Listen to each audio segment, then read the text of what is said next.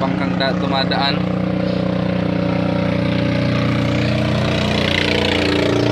At maingay ang ating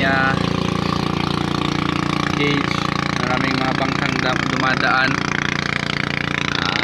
Halos flat po yan. Gauge po yan dito sa Shopper Anda, Pangasinan. Yan po yung lugar po natin. So mga hindi po nakakaalam, ang pag-aalaga po ng isda or itong bangus ay talagang maselan. Maselan po yung mga isda natin. Pero bagamat kahit ganon, kapag naalagaan naman sila ng maayos ay talagang maganda, lalo pag magandang presyo ng isda, tiba-tiba naman tayo dun. Ayan, yan, okay po tayo.